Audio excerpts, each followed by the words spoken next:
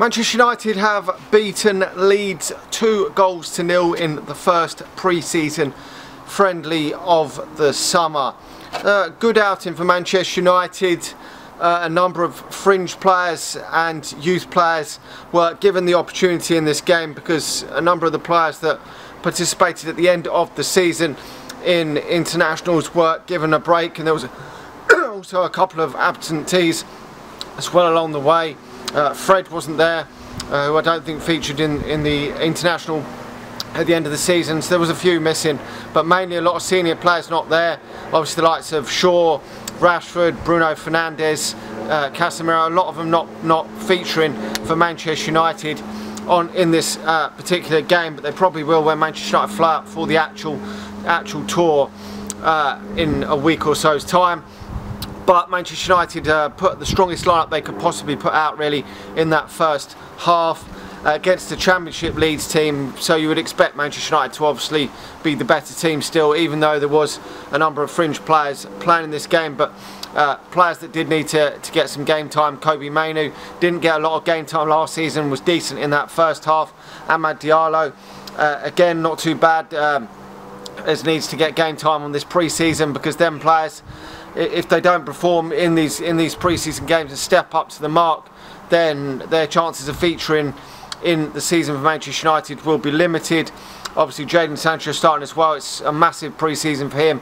Amad and Sancho, it's literally make or break for them in terms of pre-season, to be honest, because and Hannibal as well, another one there. So there's a number of these players that need to kick on in this pre-season tour. That was only 45 minutes we got from them players, but they didn't really disgrace the team in this game, and were decent.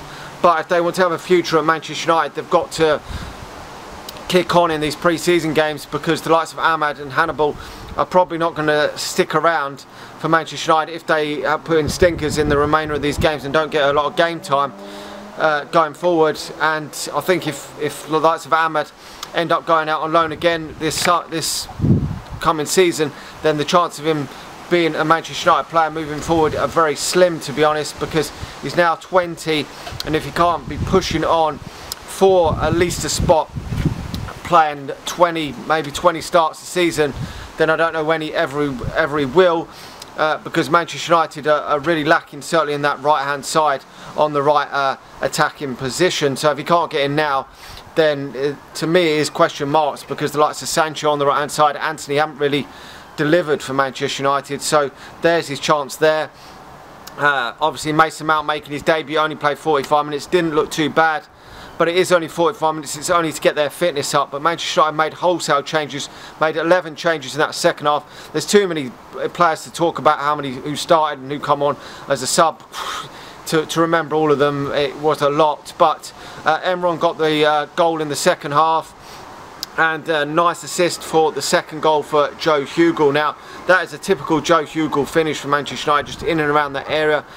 He scored so many goals in the under-18s and under-23s for Manchester United, in and around the six-yard area, around the penalty box, them sort of movements. He gets in them areas and he will put it away. So, and it is a big opportunity for Joe Hugill. Manchester United do not have a centre forward at the club that is any good. Anthony Martial is pretty much the only centre, if you would call him a centre forward. I'm still not certain he is a centre forward. I mean, he's had a lot of his career out wide. Rashford's definitely not a centre forward.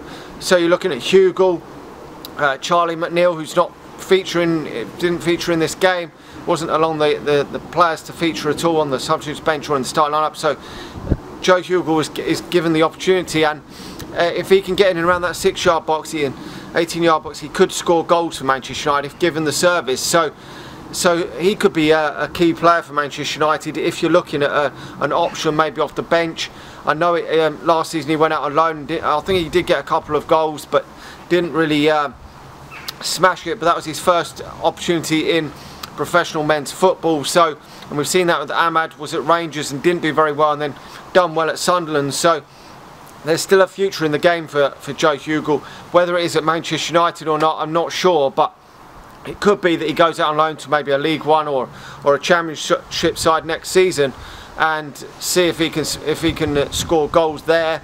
But if he is kept around the team and does score a few on this pre-season, then he could be an option off the bench at certain times when you've got games in the League Cup. That could be an option, because Manchester United, if we do create chances, he gets in that box, I'm sure he could score them. I mean, he's about 6'3", 6'4". He's your tall Peter Crouch type, tall striker. I mean, he could bulk up a little bit to be a bit more physical.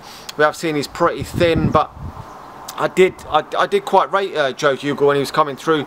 The fact that he was getting in and around that area, the sort of the Erling Haaland type striker where he's getting in that box. And Manchester United have lacked that over the last few years, of having that striker that gets in the box, the Cavani type, the Ruud van Nistelrooy type, someone that's just in that box, getting a lot of goals. Joe Hugill's probably not going to smash one in from 30-40 yards, but he will get plenty of tap-ins given the opportunity. So, but it is a good job some of these youngsters got that opportunity, because some of them have taken it, and we move on. I know it's only Leeds, it's the first pre-season game, it's nothing to shout about, but just about getting your fitness up, and obviously more players are going to come back in the next few games. We've got another 7 pre-season games to come, so we will have to wait and see on them. But overall, a good run out for Manchester United. Let me know your thoughts in the comment section below. Has anyone really impressed you in this game? Hopefully they'll get some more minutes over the coming games, because I think a couple of them are back-to-back games in this pre-season, where you've got one game one day and then another game the next day. So he'll probably end up using completely different starting lineups in them games, where games are consecutive days, which may help some of these players get maybe 50-60 minutes, which is probably more what they need as we progress toward closer to the season, than just getting 45 minutes, because sometimes you can't always do a lot in 45 minutes. And it probably did help some of them players like Hugill and Emeran coming on in that second half. Maybe some players, when it gets changed up and you get a bit of a mismatched teams, sometimes you get more space and stuff like that going into second half of games, and maybe that will help if these players get into second half of games moving forward. Anyway, let me know your thoughts in the comment section below. Smash that like button, smash the subscribe button if you're watching on YouTube. If you're watching on Facebook, please do hit the share button. It really does help me out, and I'll talk to you all again soon. See ya.